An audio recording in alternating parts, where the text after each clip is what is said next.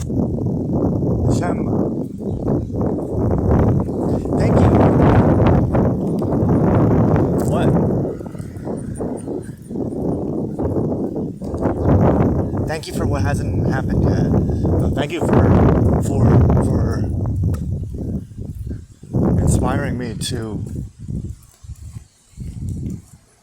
keep going forward with this.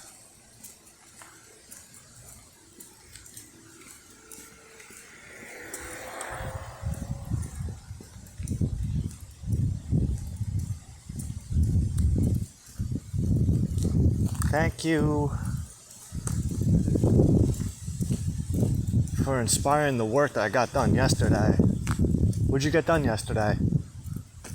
I tapped into a wound that I haven't fucking explored in a really long time, and it's interesting how it all played out yesterday, because those two recordings that we did, there was an external response that came from that.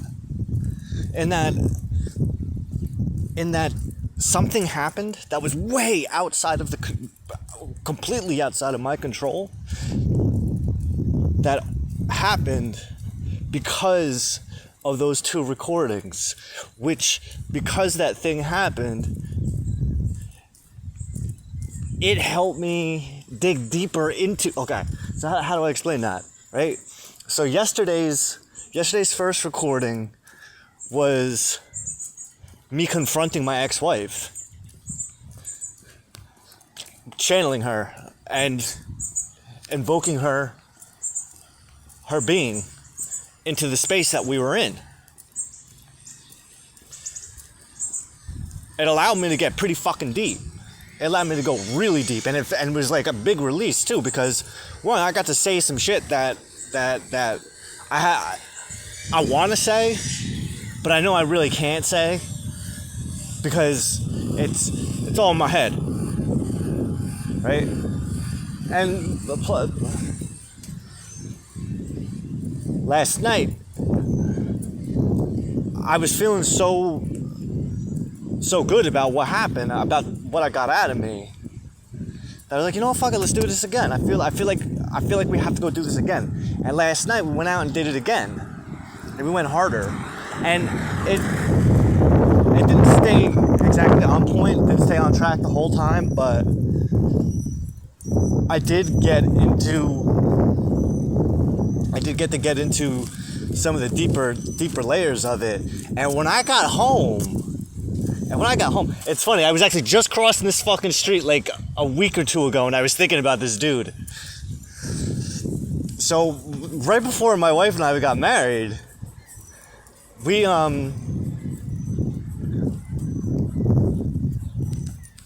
she went out with a friend of mine.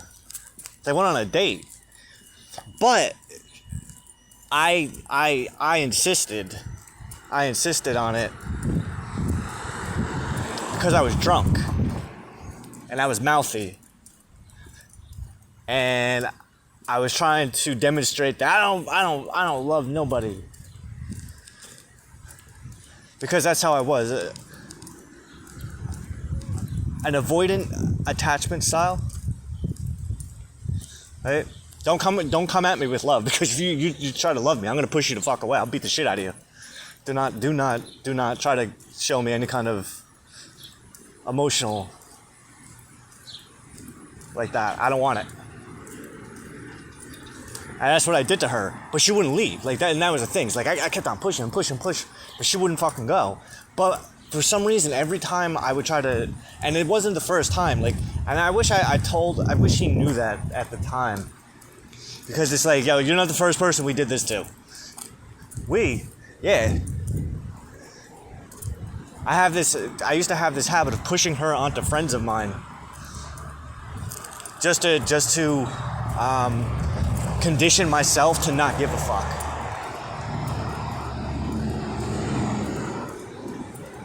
And she would do it? Yeah. Happened 3 times.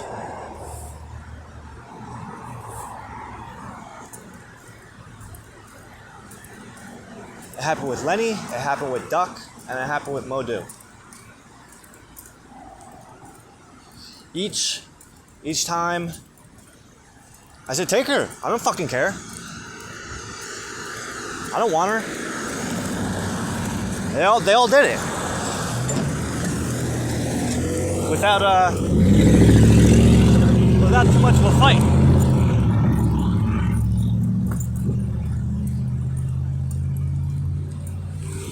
I did it with strangers too.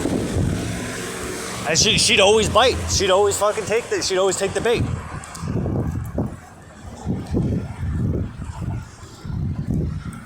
But so would they.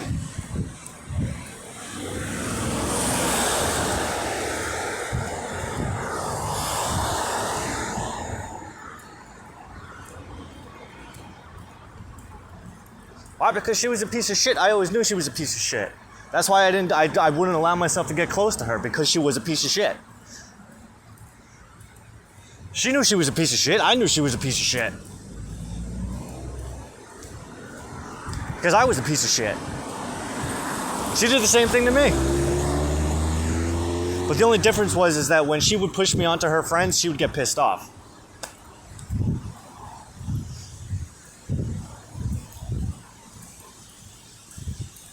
Oh my God, this is so much medicine.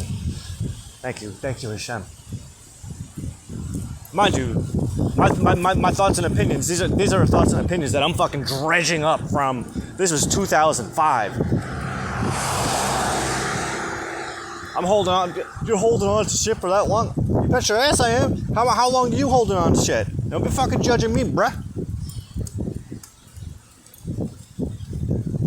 I'm fucking 25, I didn't know how to fucking process or deal with emotions back then. So instead of being able to show this woman that I loved her, the way I showed this woman that I loved her was to push her onto my friends. Be like, here, why don't you fuck her?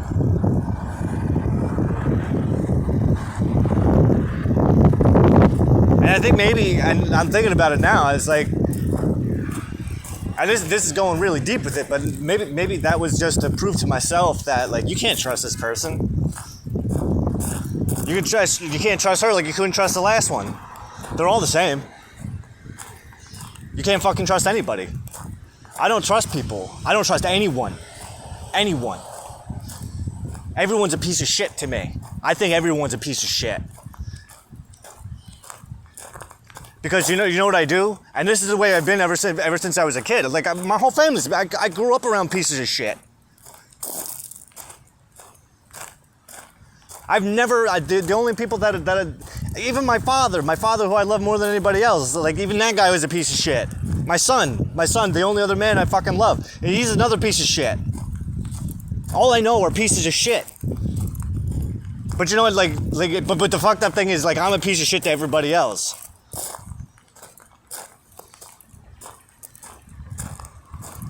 That's the way it's always been. But I got to a point. And I used to think this way. I used to think that I was a piece of shit. A piece of shit. I had a hard time blaming other people because I don't like being a victim.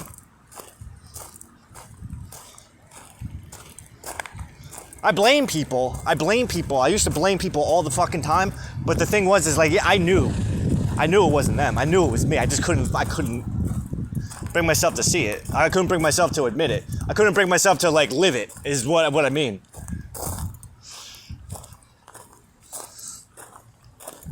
Like this dude that went out with my wife. Like, I couldn't. The friend requested me last night on Facebook. That was like, what? Wait, what the hell happened? What the hell's happening right now? And then this morning I woke up and I'm like, oh fuck! And it dawned on me, Hashem, thank you very much, that by releasing, it's funny because the same thing happened not too long ago, in the month of Adar 1. It was, I believe it was on the new moon itself. I have to check my journals, but my old lady friend, I had a blister that was built up that I needed to release, and I spent the whole day just like purging, just writing out all of these feelings and emotions, And the next fucking day, my ex-father-in-law sent me a friend request on Facebook. I was like, oh, holy shit. How's this for good timing?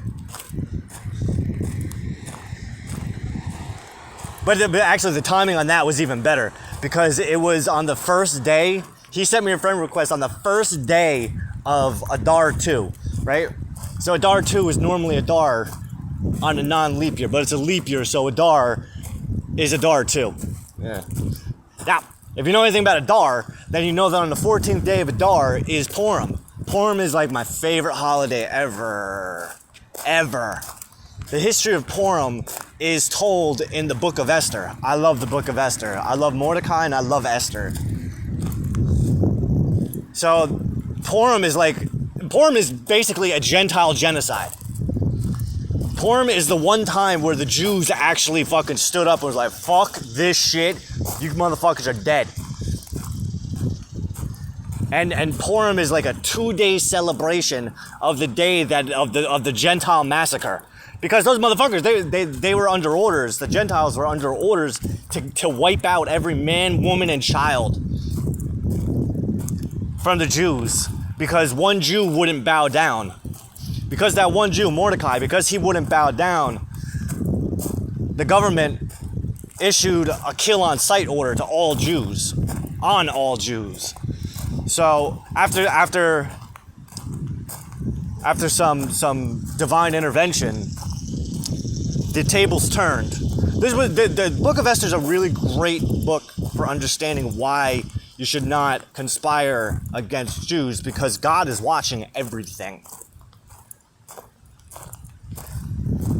And ultimately, the lot that was cast against the Jews, the king allowed Mordecai to change the law. And where the law said to wipe out the Jews, now this time we're going to wipe out all the motherfuckers that were trying to wipe out the Jews. And in 2 days, about 50,000 people were killed. No mercy. They got back exactly what they were dishing out. Every man, woman, child, young, old, it don't fucking matter. And you know what? Don't touch their shit. See, that was the difference. See, when Haram, the ringleader, when he put the order out, when he put the hit out on the Jews, he told them, kill them all. Take whatever the fuck you want, plunder. Nah, when Mordecai took over for Haram, after fucking Haran got put on the fucking stake. He got impaled on the pole that he set up for Mordecai, because Mordecai wouldn't bow down to him.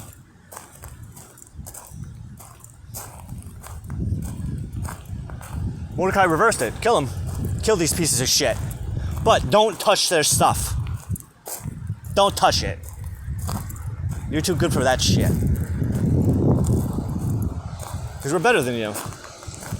I was watching something the other night. I was watching like a clip yesterday. This fucking guy, O'Connor, some fucking Bible skeptic guy. I can't, he aggravates me. But he and another gentleman, they were talking about how the Israelites, they would conquer a land and how God gave them permission to take the women and children as booty. And if a man saw a beautiful woman and wanted to marry her, he was allowed to bring her home, shave her, change her clothes, and give her 30 days to mourn the people that mourn the people that we just fucking killed off. And they're talking about how barbaric this is. Meanwhile, motherfucker, why don't you tell me what the other nations were doing at the time? Were they giving that kind of leeway? When the Babylonians, for instance, when they were conquering lands, and they decided, hey, you know what? I don't know if I want to make her my wife, but I know I'm going to rape the shit out of her. What about that? You fucking idiot. How fucking dare you? You fucking people, this is fucking the moral upstarts. Because you have a cunty voice, a cunty accent. You have the moral high ground. Go fuck yourself.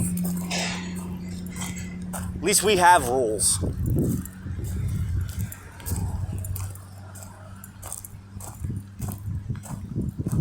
That's the difference. That's the difference. Is that God commands us to have some respect for the lives. That. Meanwhile, the rest of the fucking hypocrite nations rape, steal, kill, fuck it. Can you believe that they're taking the men, that they're taking the women and children alive? And that they're giving the women, the virgins that they want to marry, they're giving them the 30 days to mourn. How dare they? Come on.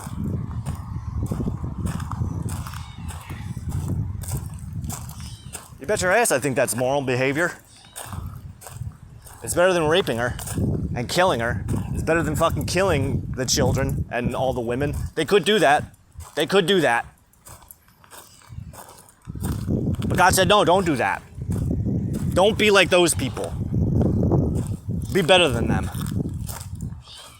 What does that have to do with anything? It has everything to fucking do with everything. Jesus made a good point. Rabbi Jesus, one of my rabbis.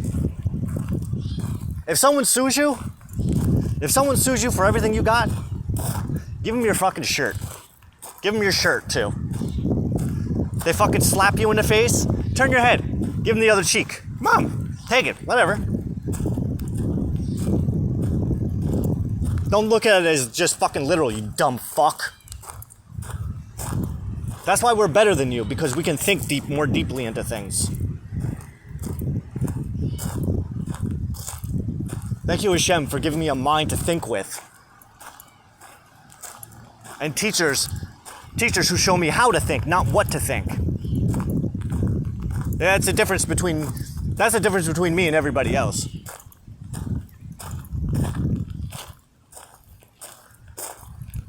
See, when I was younger, I didn't know what to think. I didn't know what to do. I just kind of went with the flow. I just did. I just allowed life to happen, and I just went along with it. And whatever happened, happened. And that was one of my biggest regrets, especially after my son was born.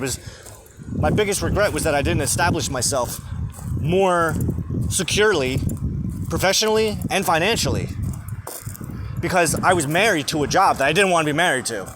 I'm married to a woman I didn't want to be married to. I had a son with a child I didn't want to have a child with. But apparently I did, because I did it. If I didn't want to have a kid with her that badly, then you wouldn't have done it. I know, exactly.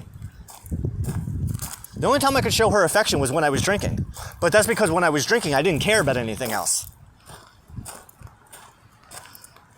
Now, when I was around people, that's a different story. And we'll call it, I was trying to show off. We'll start there. I was trying to show off to show that I was badass. Because I didn't give a fuck. I didn't have any emotions. I didn't have any feelings. But meanwhile, inside, I was fucking screaming and in pain. What the fuck? What, do you think other people are any different? I'm not worried about other people. Other people aren't my concern. That's a big part of it, too. Is like, I don't really give a fuck if, like, oh, well, you know, you're not the only one. In my world, I am. Because I don't give a fuck about what other people think or what other people feel or what other people experience. It's not my problem. I'm my problem. You're not my problem. My problem is figuring out how to work with it. My problem is figuring out how to heal it. My problem is me. Me. Because nobody else is fucking taking into consideration me. I have to be the one to take into consideration me. And people want me to feel bad because I think about me. Because nobody else thinks about me. You understand? From the way that, from the perspective of other people, I am wrong because I am the person who takes care of me. I shouldn't be taking care of me. Because that's bad, that's selfish. So who's going to take care of me then?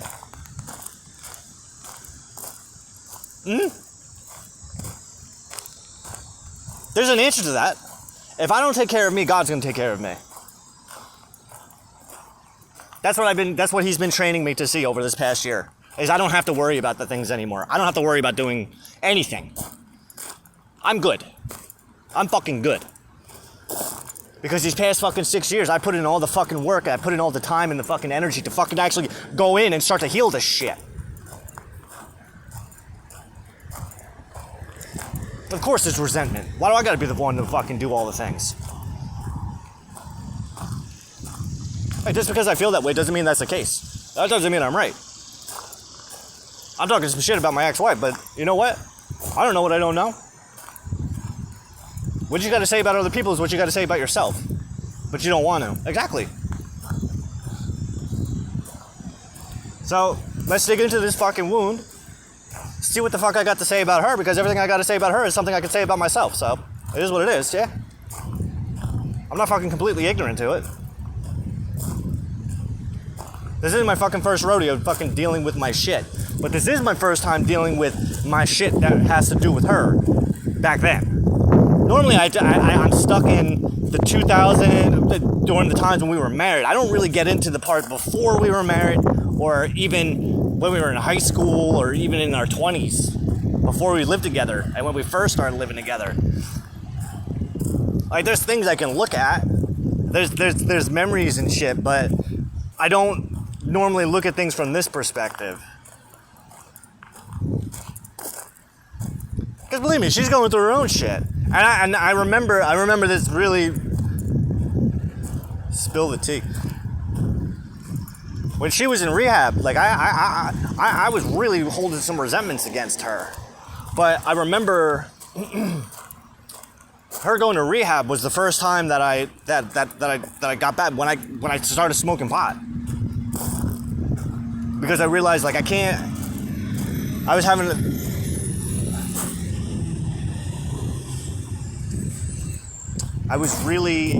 was in a troubling emotional state because of what had happened. And she was gone for a week. That was the fucking first night she was gone. I sleep next to this woman every single fucking night. Anytime I gotta sleep by myself, she's like my comfort blanket. Little did I know that was preparing me for what was coming 7 years later, but when she went to rehab, I wanted to drink that night. I needed to drink. My father was staying with me for those days to help me with my son. And the bottle was right there. I was like, fuck, dude. I feel like a real jerk off if I fucking get drunk when she's in rehab. So my buddy, one of my friends, he lived right across the street, and he smoked pot. So I had this idea, went over there, and I asked him if I can borrow a joint. And he complied. And I didn't smoke pot at that point. I was fucking 32, 33, 30. How old was I? We were married. But that was the first time I smoked a joint in a very, very long time. Over 10 years, I know that. And when I went to bed that night, because I smoked before bed, I went on a trip. I went on a trip that would fucking make an ayahuasca ceremony fucking seem like kindergarten. Not really, but it's relative. It was relative. I remember the voice came through. It was just like, what the fuck? Is this really happening? And it was happening. Oh, you bet your ass it was happening. That's when I had my very first mystical experience. I was changed after that. It was challenging for me to talk about it because I knew like nobody would understand it, but I think I tried explaining it to people a couple times. But what happened was the voice that told me, because I was pissed off at her. I was so angry. I couldn't believe that she had the audacity to fucking to get all fucking caught up with pills like that and to fucking betray me like that. To hide it. I was hiding it for so long. Even though part of me knew.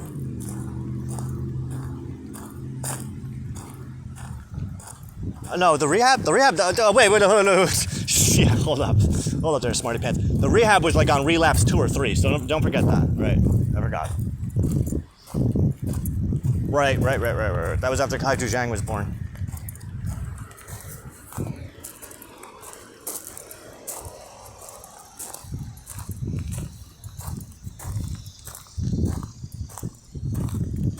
But I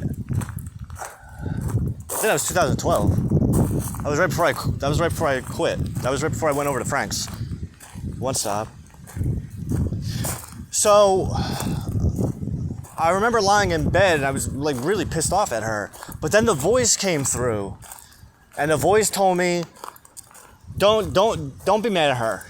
Don't be mad at her. Fuck you.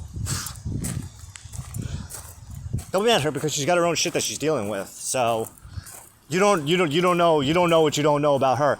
What we need to do right now is we need to get into your own shit, which is what's really important." Yeah, you're right. And then that's where the journey began. It was an intense, I don't know how long it went on for, but I ended up going on this little vision quest in my head where I saw myself on a roller coaster type of apparatus. I was in a car, like on a roller coaster car going on a track, but it would stop periodically in front of these doors, and the doors were showing me parts of my life. Oh fuck!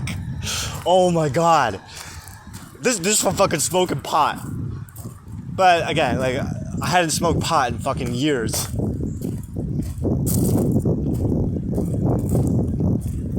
And I was seeing things. I don't remember exactly what it was, but what was happening was it was bringing me back to these very vivid memories. And because so much time had elapsed between that memory, that experience, and where I was at, I had a whole different perspective on it.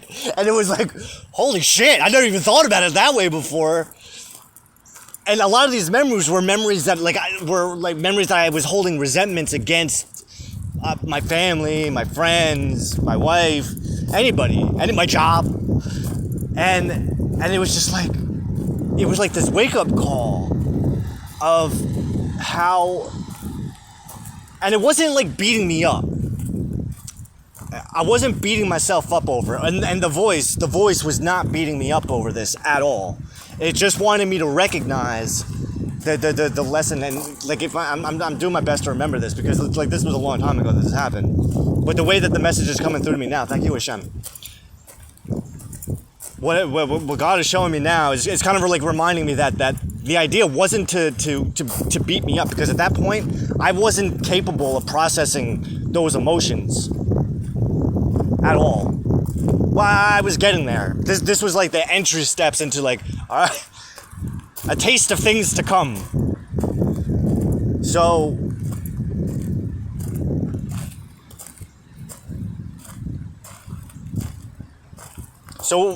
what started to happen was I recognized, I got my first taste of what it's like to be able to look back and to change the past, change my perspective on the past.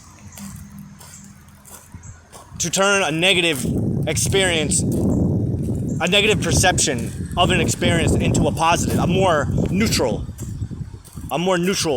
perspective of an experience. And that alone was monumental for me, because all I know is negativity. I don't understand positive. Like there is nothing positive. And you can go back, you can ask me at any point in my life, the fuck you talking about? There's nothing good. Nothing. Love is a lie. All there is hate, fear, death. This is how I think. Of course I can't fucking trust anybody. What am I trusting? Like, what are you talking about? I can't even trust myself. I'm a piece of shit. So of course you're a piece of shit. I'm just gonna be a bigger piece of shit than you can. Hurt people. Because I had so many wounds that I had never... Oh my God, I'm so happy. Thank you, Hashem. I love you so much. I had so many wounds that were just wide open. I didn't even have Band-Aids on my bullet wounds. I had stab wounds, bullet wounds, rape wounds. Rape wounds? Who'd you rape? Who raped me is a better question.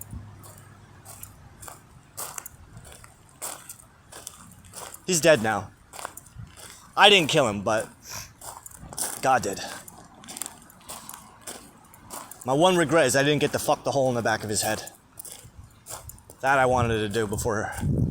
I wanted to fuck the hole in the back of his head after he died.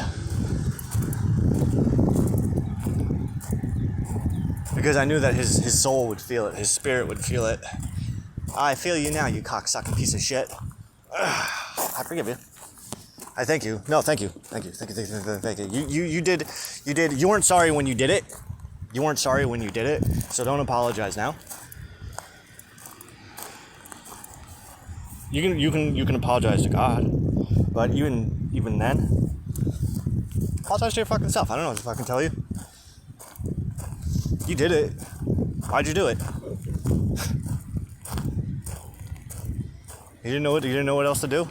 You didn't know? Okay. That's cool. I got a whole blank spot because of that. And it's opening up. It's opening up. I see the blank spots opening up. And that's what Modu's friend request last night did to me. That actually opened up some shit with my ex that opened a floodgate. I haven't thought about that time that they went out in a long time. And the reason it laid such an impact on me is because I knew. I found out. So when she lied to me that she was going out with her friends, I knew. And it was fucked up because that's not the last time something like that would happen. She told me she was going out with friends. When I was at work though, I was scrolling through Facebook and I don't remember if I went to one of their pages or if it just happened to pop up on my feed. But I saw either he posted on her page or she posted on his page, I'm excited for tonight. And I'm like, wait, that's tonight. Tonight's tonight. Wait a second. This is the night she's supposed to go out with her friends. Ow. I got home. I saw she's getting ready. She's looking fucking good.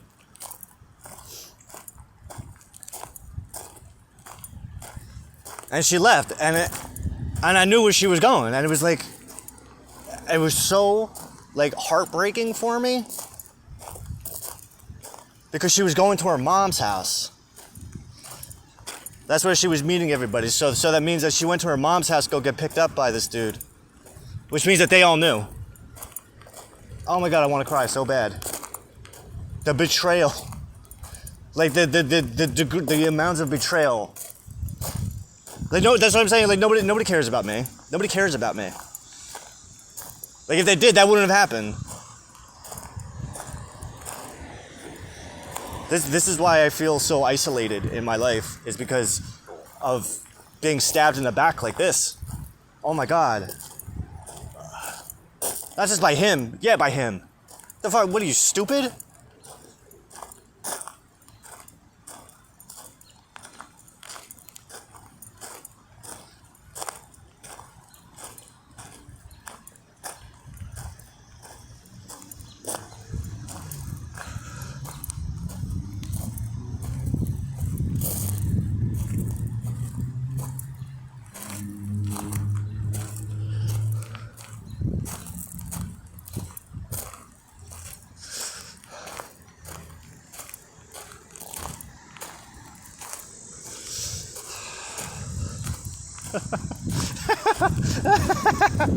Thank you, Hashem.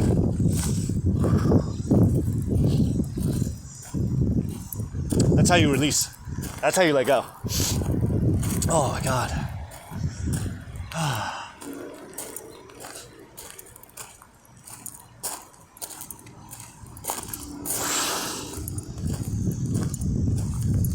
They didn't do anything that God didn't design them to do. He did me a favor. See, at the time, going back to what we were talking about last night and last night's video, like certain things, everything, doesn't make sense till later on in life. When I had my experience when she was in rehab, when I had my first introduction into past life work, shifting perspective, altering the past.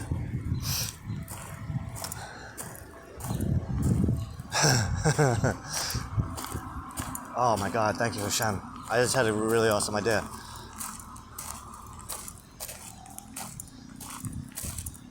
It's not until after the fact that you can look back on something and recognize that it wasn't what you thought it was when it was happening. Like, it has nothing to do with what you thought it did. Like, you want it to be something that it wasn't. Why would I want it to be something? Because that's not how anyone else saw it. They saw it as you going, here, take her. I don't fucking care. I know. Not everybody can read your mind. I know. I forget about that sometimes. It's something that's been plaguing me for my entire life. I forget that people can't. Sometimes I don't remember that people can't read my mind. I say that, and people laugh like it's a fucking joke, but it's not a joke. I'm being serious. Like, I forget that people can't read my mind. Like, you aren't who I want you to be.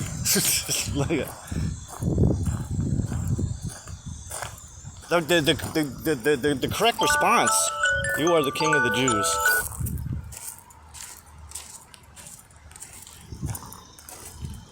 The correct response to every time that I told you to have sex with a friend of mine or go out with a friend of mine is, no, I don't want anyone else but you.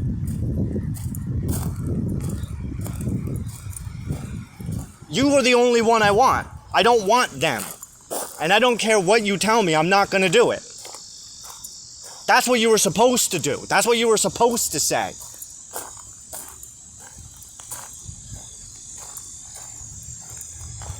You weren't supposed to do the things.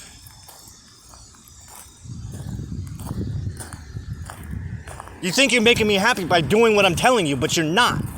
You're doing the exact opposite. And you want me to get angry at you? Fuck you, I'm not gonna get fucking pissed off at you. You don't deserve my fucking anger. I'm doing this to piss you off. I don't give a fuck. I don't give a fuck who you want to get pissed off. That you should be asking yourself, why the fuck you're that way? Why is it that you're getting off on pissing me off? I just want to know that you care. I respect that. But that's not how I am. I'm not who you want. I'm not who you want me to be.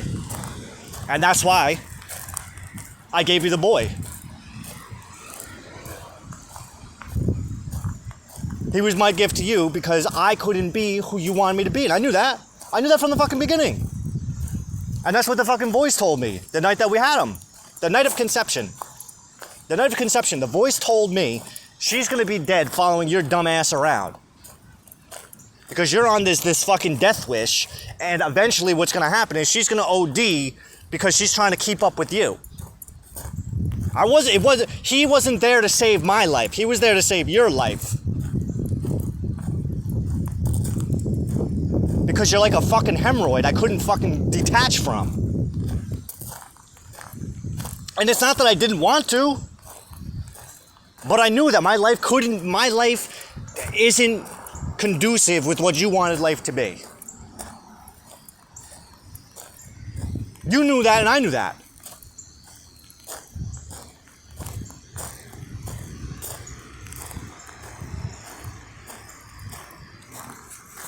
You want pretty bows.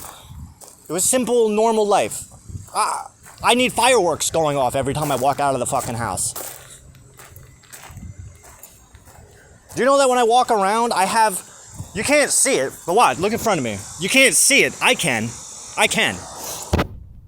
there's a row of 3 angels, 3 deep. You ever see Coming to America? Anytime Hakeem is fucking walking around, there's the flower girls throwing the fucking rose petals. That's what I see everywhere I go.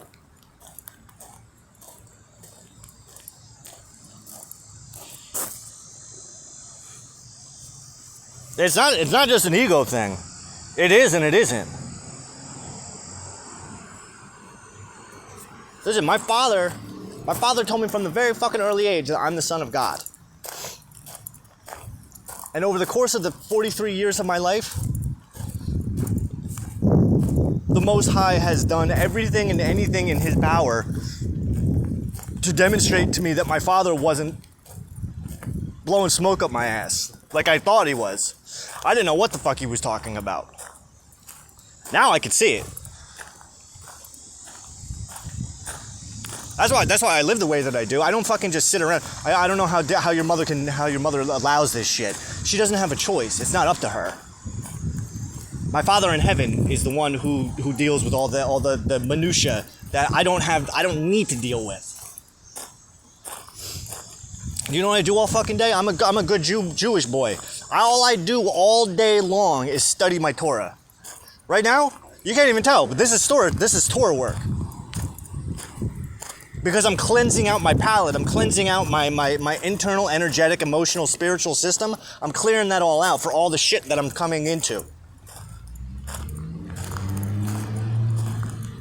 All the new experiences and all of the new information and data that my body's gonna have to process, because life's about to change for me. Life's about to change really fucking hard, and I don't know how. Good or bad, there's no difference. The worse it is, the better it is. My best days are disguised as my worst days. Why is there suffering in the world? Because if you can appreciate it, the suffering, you'll see that it was God the whole time rewarding you. It's actually a reward. Suffering is a reward. Thank you, God, for you have acted with wrath toward me. Because life's not supposed to be fucking easy. Life's not supposed to be fucking simple. Life's not supposed to be just fucking pretty bows and having a simple life. It doesn't work like that. And maybe for some people, but not for me. It's literally written in my DNA that I have to live this way. I don't get a choice. You see? Not everyone has free will. Some people argue that everyone has free will. No, that's not true. I don't believe in free will. It's an illusion. Everything is written in stone. Everything's written in stone, but everything has to play out naturally. And the only way for things to play out naturally is for things to happen exactly the way that they're supposed to happen. This conversation, this recording, was written in stone before time was time. God knew this was going to happen a long time ago.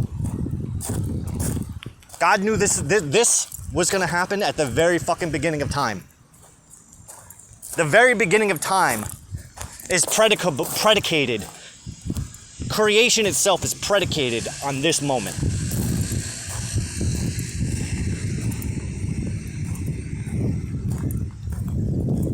The present is the product of everything that came before it. Right now is the product of everything that came before it. Tomorrow is the sum of everything happening right now. But at the same time, yesterday was written tomorrow.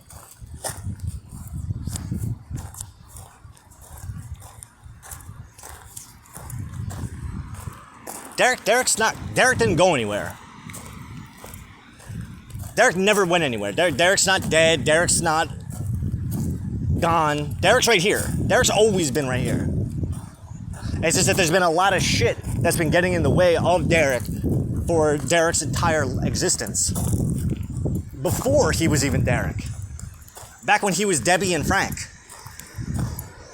Back when he was Libby and Frank. And when he was Fran and Mike. And before that.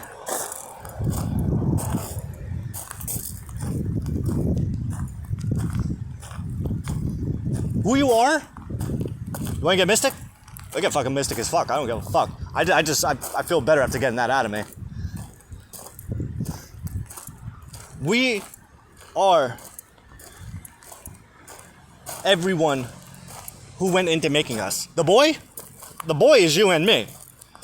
You and me live forever, Buttercup.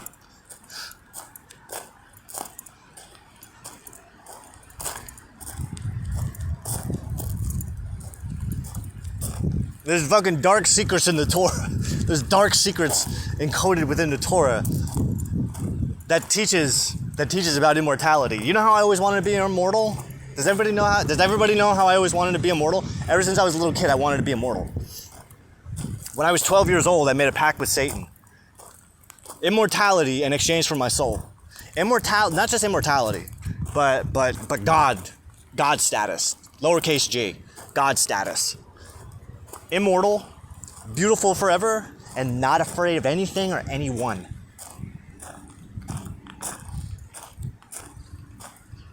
I have had opportunities to be immortal.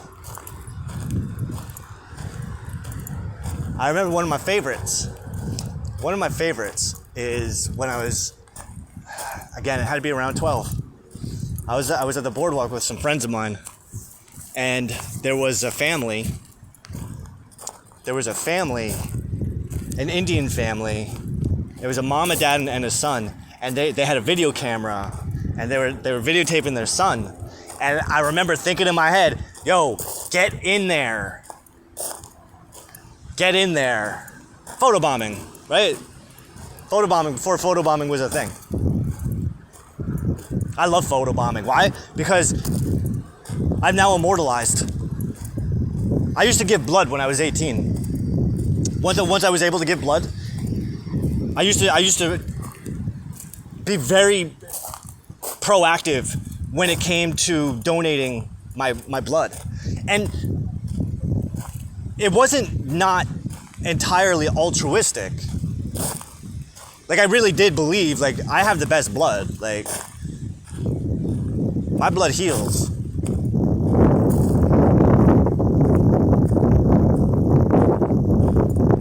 My other thought was, yo, these people who are getting my blood, these people who get my blood, they belong to me now. Because I exist within them. I used to be a donor too. A donor. Why? Because I want my pieces to live on. If I die, I want my pieces to fucking live on.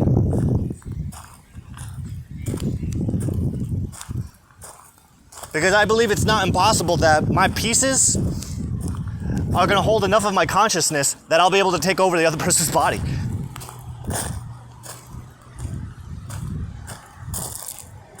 Yes. Yes, I do believe that. I trust it. I trust God when God tells me that that's what would happen.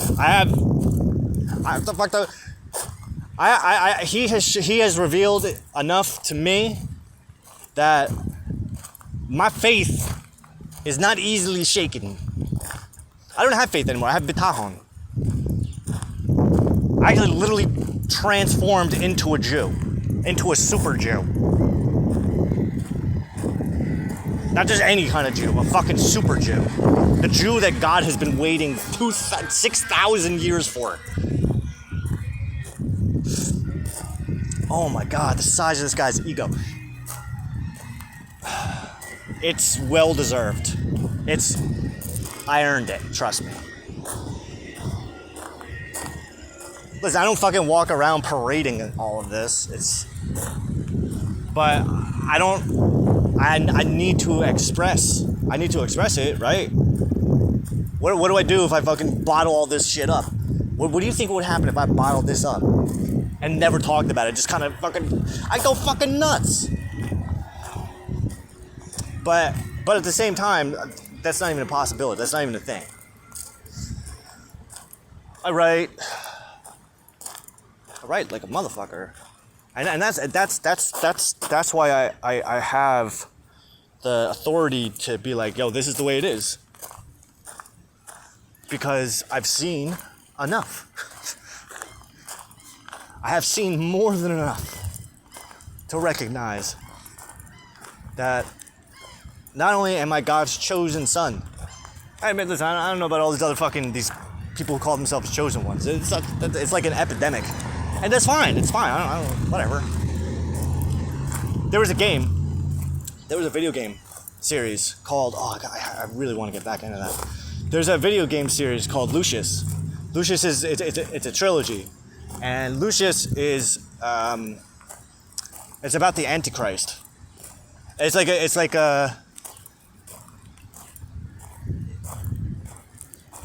a retelling of The Omen. Really cool. I mean, it's like a low budget game. It's not a AAA. You're not getting a AAA experience. But the story I can appreciate. But in the second game, which I never finished because it was just poorly put together, I played a little bit of it. But Lucius is a little bit older, and after he kills his parents, he is put into a mental asylum. While he's in the mental asylum that he's in is full of other, quote, antichrists, because he wasn't the only one that was chosen by Satan. He wasn't the only one that Satan created. Like decoys. You know?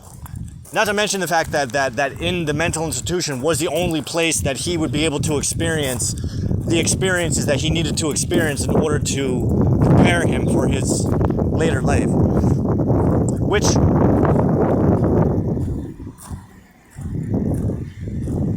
I'm just thinking back on the Omen trilogy. Well, here's the thing, is even Damien Thorne, by the way, Damien Thorne was a false antichrist. He was close, but he wasn't the Antichrist. Well, for one, he didn't wear a yarmulke. That's a big part of it. The Christian Antichrist is a Jew. Now you can say that's anti-Semitic, and to a degree it is, but Christians are anti-Semitic.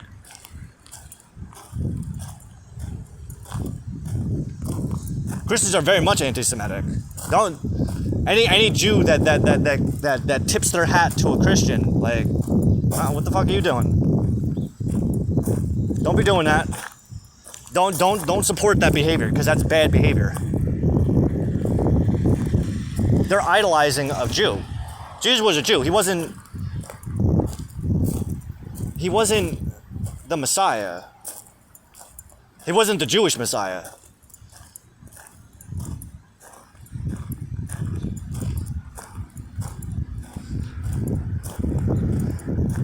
The Jewish Messiah. He was a half, he was a part, he was a piece of the puzzle, but he wasn't the complete picture. There's more to it than that. And that's the thing too. It's like Damien Thorne wasn't a Torah scholar. His mission was against Jesus, and that's not what the Antichrist is about. That's a false Antichrist. A second ordeal of Jesus Christ. Now it doesn't work like that. See, the second ordeal, the first ordeal of Jesus Christ was that Jesus was teaching people that there was an alternative way.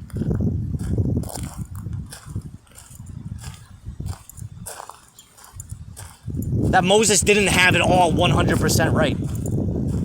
That Moses had it right for his time. Like at the time, in those days, Moses was right. That's how things had to be. But as time evolves, so does the law need to evolve. And Jesus wasn't recruiting non-Jews. Gentiles. Jesus was recruiting Jews. He wasn't putting his time and effort into non-Jews, into Gentile people. If they came to him, oh hell yeah, fine, welcome. Good for you for seeing the light. But that wasn't his main clientele. His main clientele were Jews and Samaritans. What are Samaritans? Samaritans are the other kind of Jew. It's like kind categories, right? There's two species. There's two species of the genera of Israelite. It depends on who your mom was. Jews have a different mom than the Samaritans. Samaritans are the children of Rachel. Jews are the mother of Leah. Now, mind you, a Jew will tell you, like, we're the children of Leah and Rachel. And yeah, that's the way of it. But it goes a little bit more than that.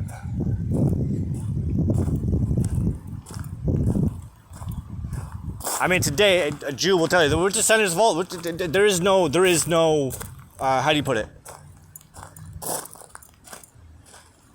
Distinction between being from David or being from Joseph or being from Asher or being from Issachar. It's all the same.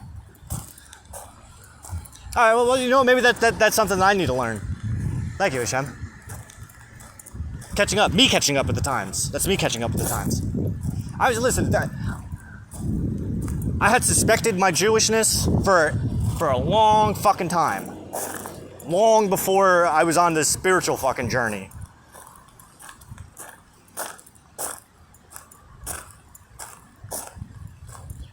This goes all the way back to when I was a kid.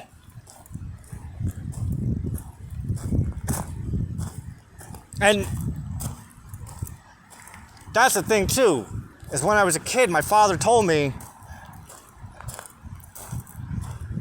this was going to happen. So do you think this happened because your father told you? Yeah, of course. Of course. When I was 7 years old, he told me about this year. He literally told me about this year.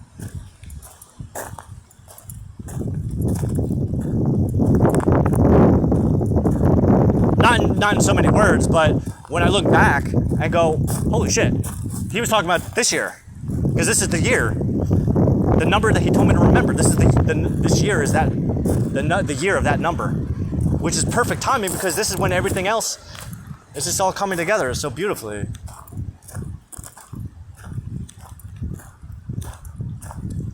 So tell me more about Damien Thorne. So Damien Thorne doesn't get into any of the actual scriptural work. No, and it never does throughout any of the movies. You got the one guy who's the guy in the first movie who talks about how the Antichrist comes to rise. He rises from the eternal ocean, the eternal sea. And he goes, well, some scholars think that the eternal sea means politics. That's not what it means. I mean, it can.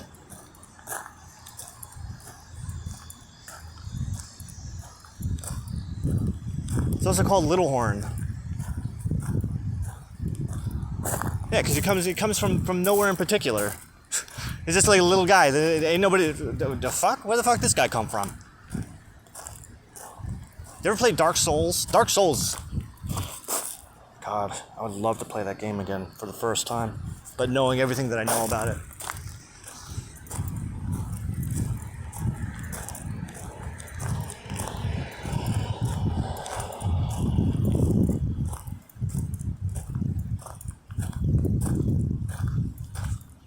The synopsis of Dark Souls is like explains it really well.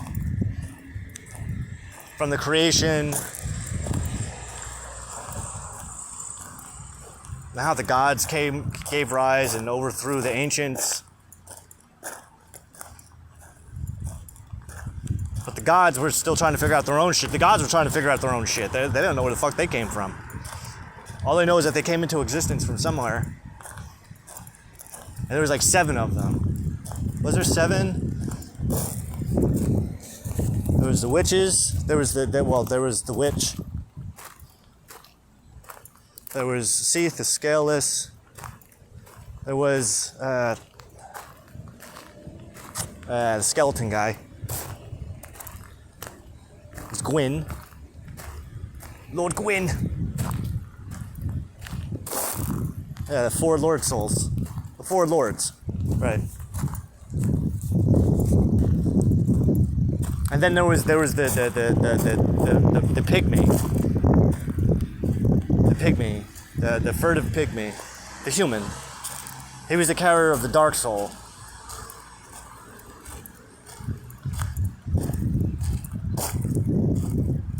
Right, the dark soul was like a void. It had no light to it, or it didn't seem to have any light to it. So the lords of light, of flame, they couldn't see the dark. They couldn't see the dark soul, and they were afraid of the dark. And when the eternal flame that gave them power started to dim, they did everything in their power to keep the flame going. They even tried to imitate it and created chaos. That's part of the game lore. Oh, well, they called it chaos. Does that mean that it was actually chaos, though? Oh, good point. Fair.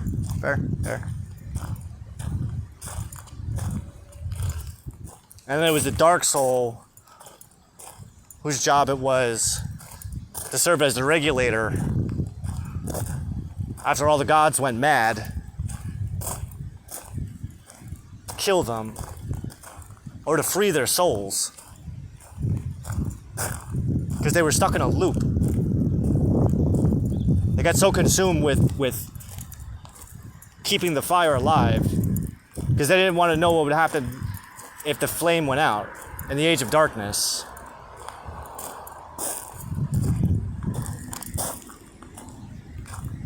It was dark because it was unknown. That's why it was called the Age of Dark, because nobody knows what's going to happen. Everything we think we know is about to fall apart, and this fucking sucks.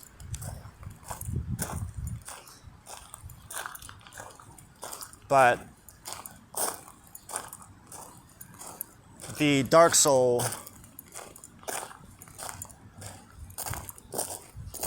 was like, he went under the radar. Didn't even get activated until the time was right. And by that time he was a fucking corpse. He didn't even come online until after his fucking old life died. He died to his old life. Ugh, how depressing.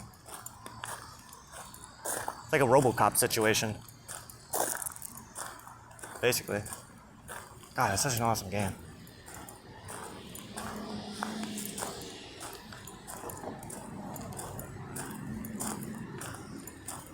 I wish I had like the time and energy and perseverance to go through that game again a couple times.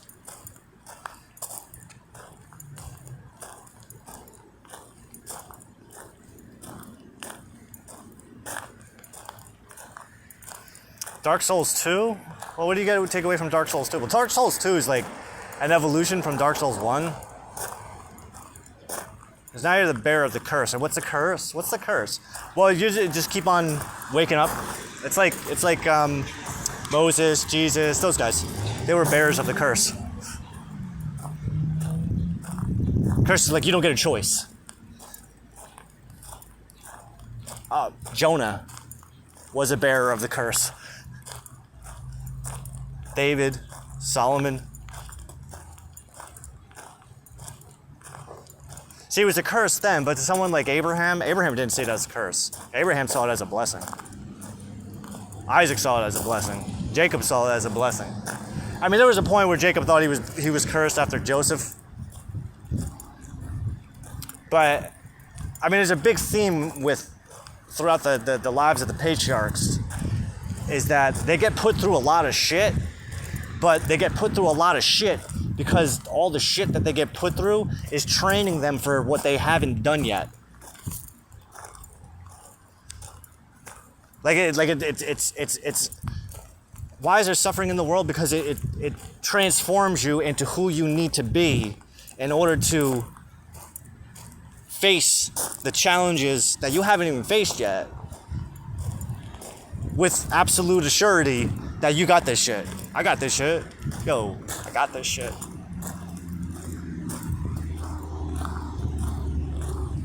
This is the type of shit that makes me realize that I got this shit. Thank you, Hashem. I love you too. I wear an invisible yarmulke.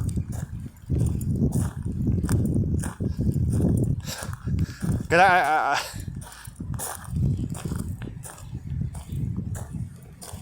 I know he's shown it to me what it looks like. He's shown me what it looks like.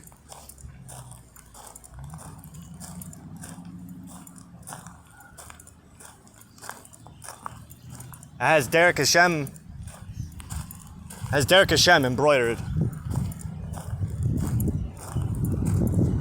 It has Derek Hashem embroidered on it with the Star of David, and then around the rim is like a crown, but the crown is made of the walls of Jerusalem.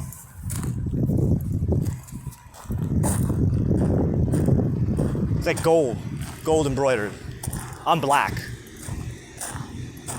The kippah itself is black, but then the embroidering's in gold.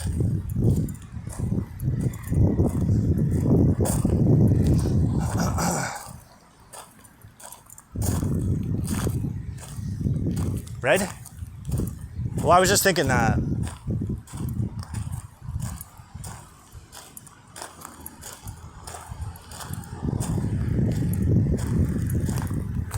Well, no. You have the Star, and then you have Derek Hashem. I mean, it's a fucking yarmulke, you know? You don't got fucking unlimited space. But we can make it work.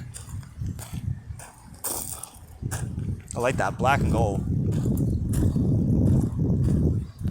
Black and gold, that's my, those are the colors of my soul.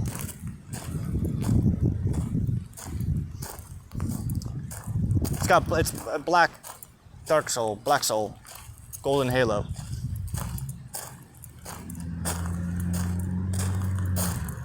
Don't be jealous. Hey, yo, don't hate us because you ain't us. How about that now? What's this, hour?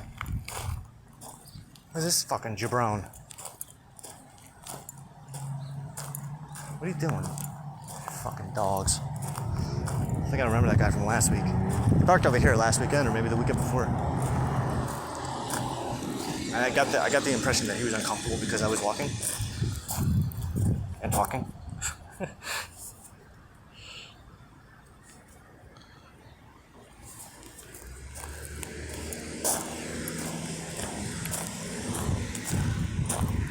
Hashem, what do you want to do for the rest of the day? I mean, I feel like, yo, Hashem, for real. Like this past hour, I feel like we got a lot. Oh my God. Yeah, what do you do all day, Derek? This type of shit. What do you do all day?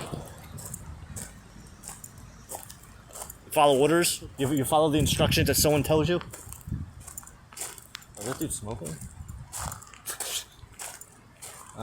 Serious. You better not got a cigarette over there.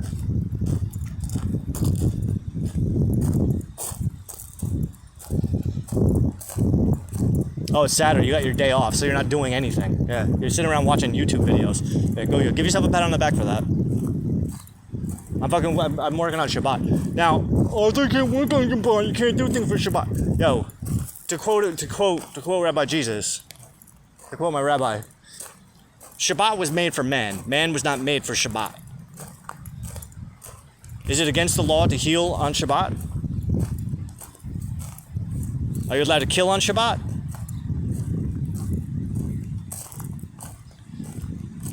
Oh, that might actually be why. That might be one of the reasons why Book of Maccabees was taken out of the Bible.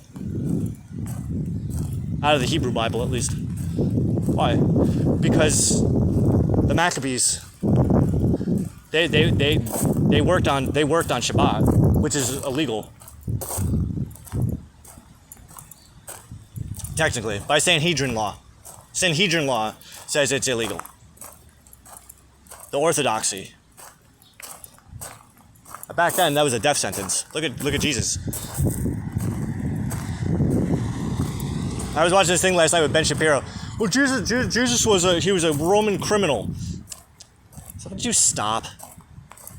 Did you even read the Bible? The Sanhedrin hated him because he was fucking going against, he was breaking all the laws. He was healing on Shabbat. How many times did he heal on Shabbat? And it wasn't the Romans who were going, crucify him, crucify him, crucify him, crucify him. Come on, man. Or did you skip the part where Pilate washed his hands? He's like, yo, are you sure? I'm washing my hands of this. This is on you. You can't blame. You literally cannot blame the fucking Romans.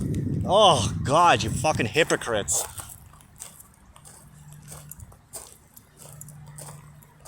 This is why people don't trust Jews. Because you can't even be honest. What are you saying, the Jews killed Jesus? No, God killed Jesus. And Jesus knew that. That's why Jesus wasn't fucking blaming anybody. That's why he was like, yo, forgive these people. They don't know what the fuck they're doing. They thought they were taking credit for it. They thought that they were doing it. They believed it. They learned their fucking lesson now. Listen to him. He's blessing you people. What? I bless my ex-wife. Like, I want my ex-wife to be... My ex-wife's happy with another man. She told me that she moved on. She's proud of my son because he's growing into the man that she wants him to be. I want them all to have happy lives. My in-laws, like, I bless them. Like, honestly. Hashem. May all their wildest dreams come true. May they all see degrees of success and abundance that only you can provide them. If you have any resentment against them, if you're angry at any of them for any reason, take it out on me. I deserve it. It's my fault. I'm the one who made those people act that way. I gave everybody the reason to do that. I can't be mad at anybody because I was the one who was pushing people away from me. And I was the one who was telling everybody to go fuck themselves. Remember what I said to my ex-mother-in-law? I said to her one day. I laid it straight out. And I'm not like, this isn't... At the time, I was impressed with myself for doing this. But now I look back, I'm like, that's not how you talk to people. And I said, you wouldn't be able to handle a man like me. Why? Because I would say no to you. I saw her husband as less because he loved his wife. I thought he was a pussy because he loved his wife.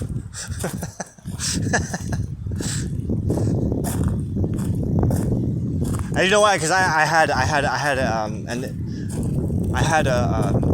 had been hurt before in the past, and I took it out on everybody else. I've only ever been treated the way that I've told people to treat me based on my behavior. Fuck out of here. You know, I'm not ignorant. And the reason, why you're fucking a hypocrite, you're just saying.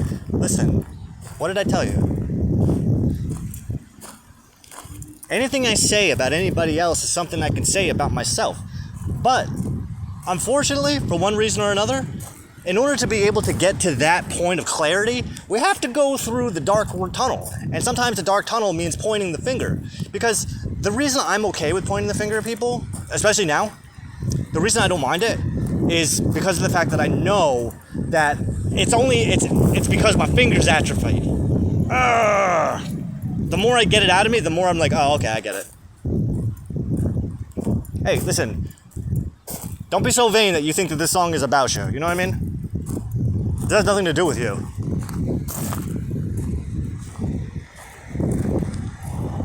I know. You have a dream that everybody kills themselves. I do. And one of my dreams when I was a kid is that one person would kill themselves because of me. And yeah, I know that's just like kind of fucked up to say, but I've always wanted that. I have a belief that somebody did kill themselves because of me. Well, at least I was a contributing factor to why they killed themselves.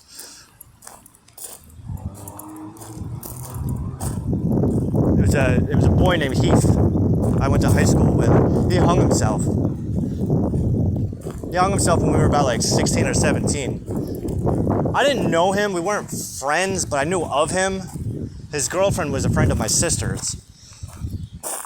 And my sister used to tell me all the time how his girlfriend had a huge crush on me.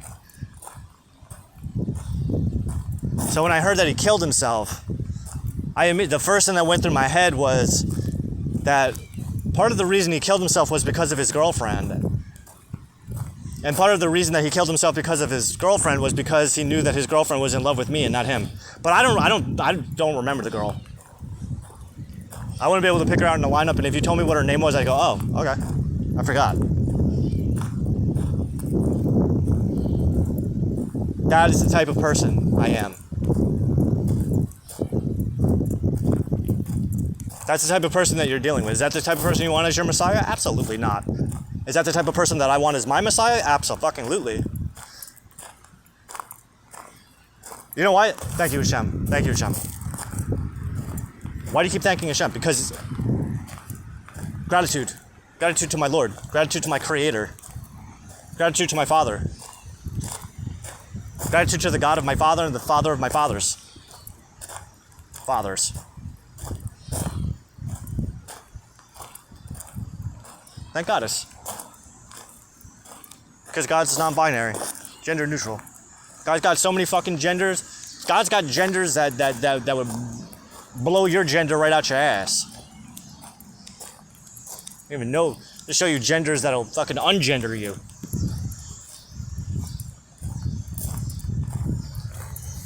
No. Baal Tashuvah. Baal Tashuvah. It's a Baal Tashuvah. Baal Tashuvah stands taller than this fucking tallest Zadikim. The Baal Tashuvah. Baal Tashuvah wasn't raised Jewish. Baal Tashuvah wasn't raised Jewish. But at the same time, Baal Tashuvah Torah found Baal Tashuvah later in life.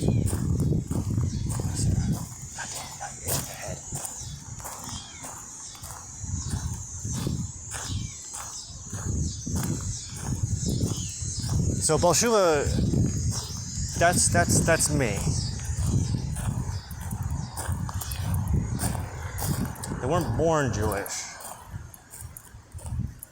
but their Jewishness grew naturally on its own without external stimulus. Does that make sense? Like you were born Jewish, but you didn't know that you were Jewish. Think of it like throughout the generations, that seed was getting passed down from generation to generation to generation. But it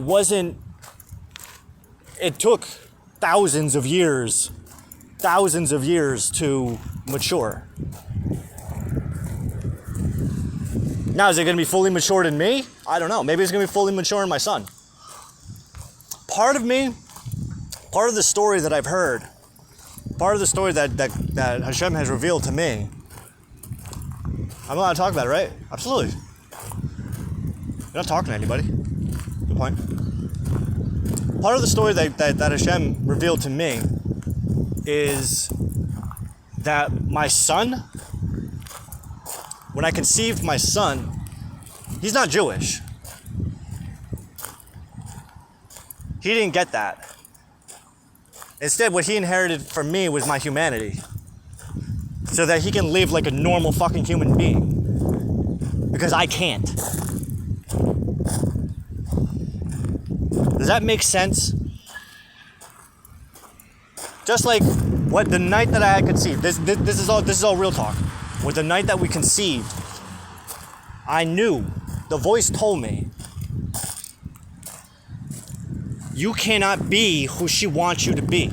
As much as you want to. I know you want to. I wanted to, believe me. I didn't hate you. I say things like I didn't want to be married to you. I didn't want to have a kid with you. That's not true. Those are my hurt feelings. Those are my hurt feelings that are coming through. It has nothing to do with you. I love you.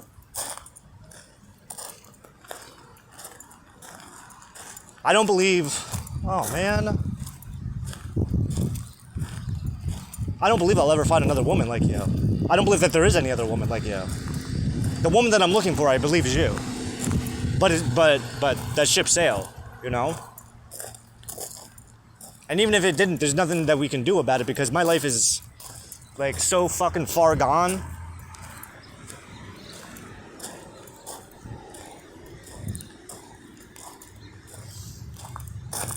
Oh, believe me, I haven't changed. Like, I'm working these past 6 years. How long do you think it takes for me to reconcile 37 years of fuck-ups so that I can actually look backwards and go, I never fucked up once a day in my life. Ever. Not you, not him. Not with work, not with Frank, not with Howie, not with your parents, not with Jesse, not with Julie, not with Ellen, not with my sister, not with my brother, not with my mommy, not with my daddy, not with Uncle Mike or Aunt Helen. There was no fuck-ups. Everything was exactly the way that it needed to be in order for me to get to exactly where I am right this moment.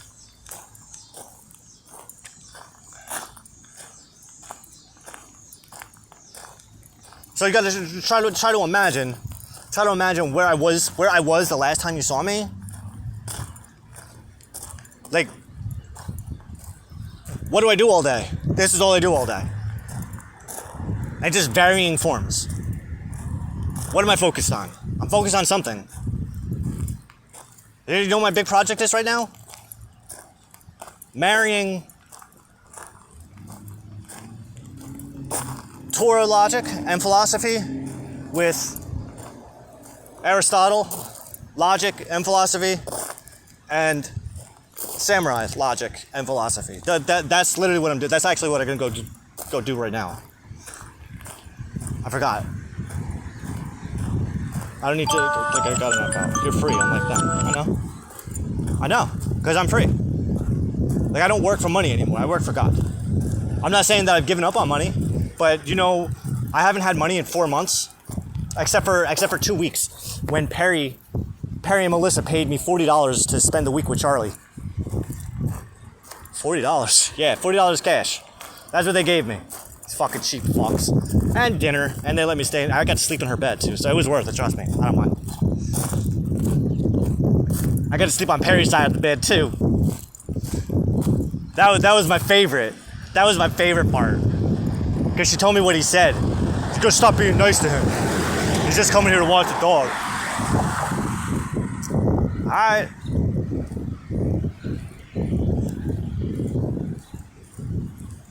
How's your mom doing, by the way?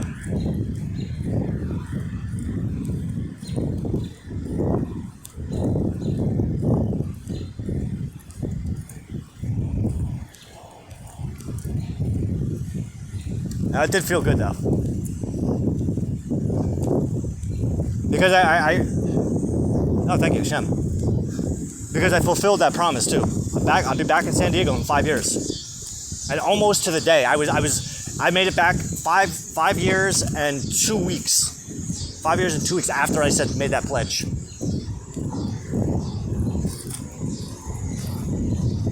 Two years in a row. So year 5, I made it there, and then year 6, I made it back twice. I was there twice this year, in 2 weeks. I went there for about a week, came home for 2 weeks, and then I went back for a week. So,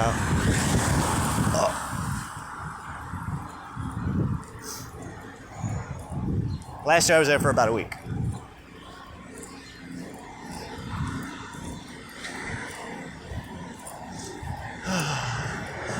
So long, girls.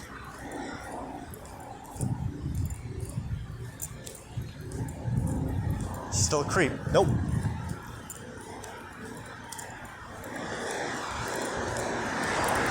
It's been a long time. I don't creep no more.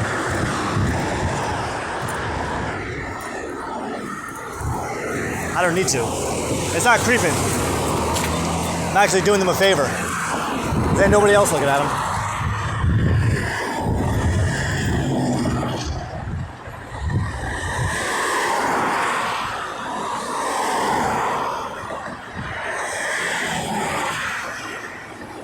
Talking about. I don't know.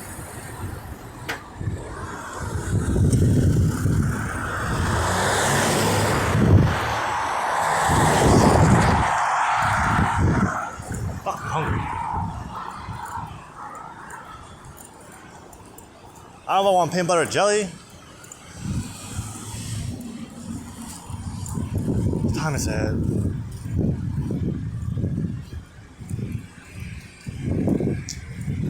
It's 1:45.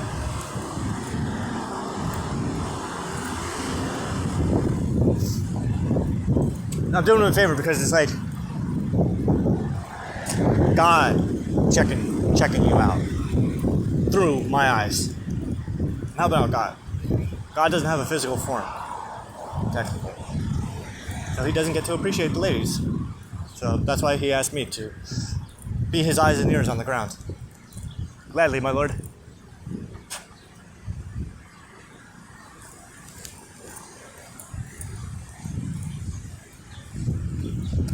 Can't be upset when God asked me to be observant of pretty ladies. Love pretty ladies. Oh my God, I love pretty ladies. I would love to go out with a pretty lady so I could just stare at a pretty lady for a couple hours.